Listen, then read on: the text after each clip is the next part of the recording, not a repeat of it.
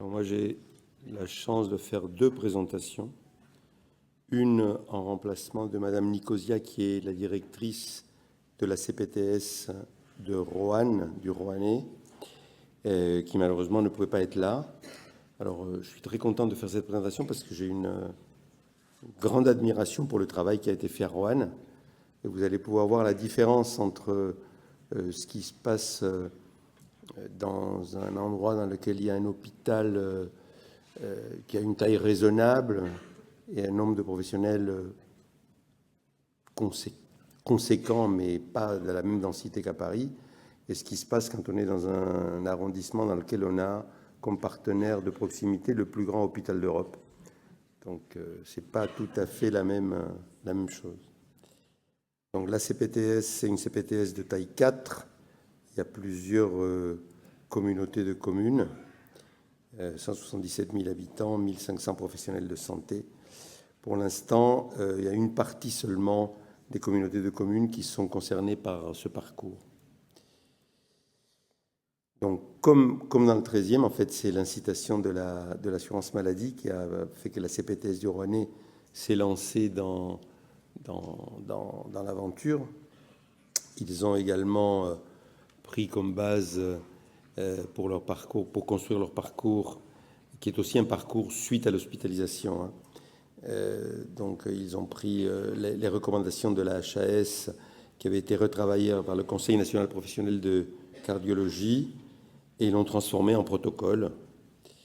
Il y a eu une convention tripartite entre la CPTS, le centre hospitalier de Roanne, dont le chef de service était vraiment une locomotive, il était très motivé par l'insuffisance cardiaque et faire quelque chose avec la CPTS, et le Prado.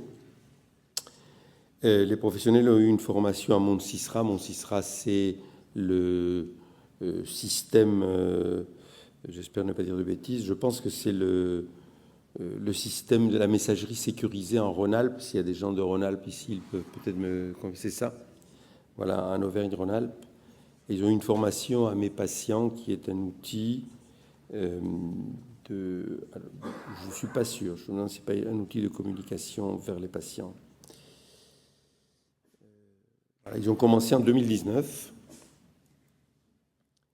Et alors, donc là, vous avez une diapo qui est un peu chargée, mais vous avez les trois étapes. Là, je vais passer la pré-inclusion, l'inclusion et le suivi des patients. Donc, la pré-inclusion, elle est faite par le cadre de santé du service de cardiologie, qui en assume vraiment la responsabilité, qui va voir les patients dans leur chambre, qui leur fait signer le consentement, et qui informe la CPTS, ou qui fait que le secrétariat de cardiologie informe la CPTS. Et en parallèle, il y a une collaboration avec le dispositif Prado, parce que le dispositif Prado met à disposition un certain nombre de services aux patients, dont notamment du médico-social, des consultations d'éducation thérapeutique par une infirmière pendant un certain nombre de semaines, etc. Ensuite, l'inclusion, elle est faite par une infirmière de parcours de la CPTS. Ça, c'est vraiment extrêmement important, c'est-à-dire que, à la différence de ce qu'on fait dans le 13e, dans le Roannais, il y a une personne qui incarne vraiment le parcours et qui connaît tout le monde. Elle connaît aussi bien le cadre hospitalier, les médecins généralistes, les infirmières, etc. Et c'est elle qui vraiment assure le lien de tout ça. Donc elle va créer une équipe de soins pluriprofessionnels en charge du patient. Elle va utiliser pour ça la messagerie sécurisée. Elle va transmettre un dossier de liaison avec le compte-rendu de sortie aux professionnels. Ça veut dire qu'on considère que la CPTS peut avoir accès à des données médicales, un compte-rendu d'hospitalisation. Parce que je pense que c'est tout à fait normal. La CPTS, c'est un acteur du soin.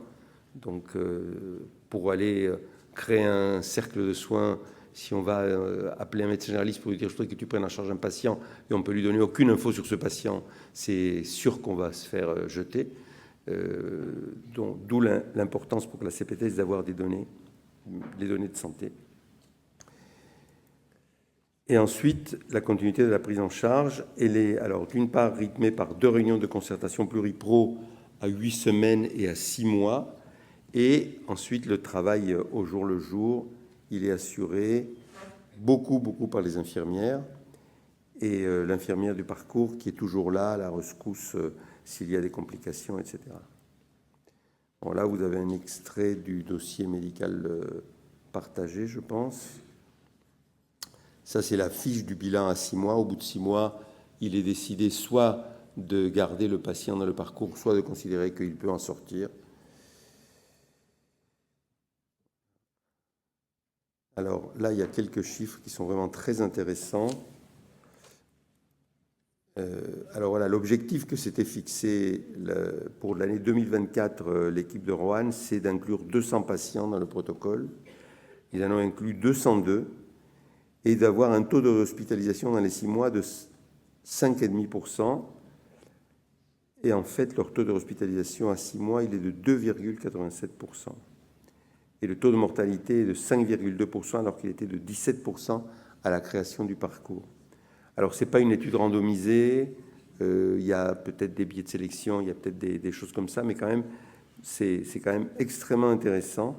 Hein. On voit d'une part sur le graphique à gauche que le nombre d'inclusions augmente d'année en année, vous voyez ça aussi dans l'histogramme à droite, et vous voyez surtout ce qui est très spectaculaire, c'est que le nombre de réhospitalisations s'effondre littéralement, puisque par exemple en 2022, il y avait 14 hospitalisations pour 107 patients inclus, et qu'en 2024, il y a moitié moins d'hospitalisations pour le double de patients inclus, et il semble qu'il y a même un effet sur la mortalité.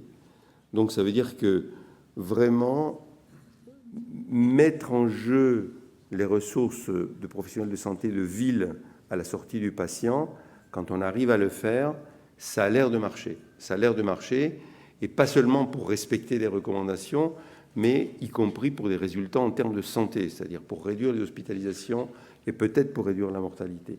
Et ça, c'est quand même, je trouve, assez remarquable qu'ils aient ces données-là, et je pense qu'il faut que tout le monde s'en saisisse. Alors bon, je vais aller un peu plus vite. Là, après, ils ont fait un audit, ils ont balayé un petit peu toutes leurs procédures, ils ont fait un certain nombre d'améliorations. Voilà, ils ont fait des logigrammes. Voilà, ils ont mis en place Certipère. Ils ont commencé à expérimenter Certipère. Certipère, c'est une application qui permet de partager des informations avec les patients en leur envoyant des SMS. Donc, ils sont en train de tester ça pour que les patients soient un peu incités à respecter les recommandations, à bouger, à manger moins salé, etc.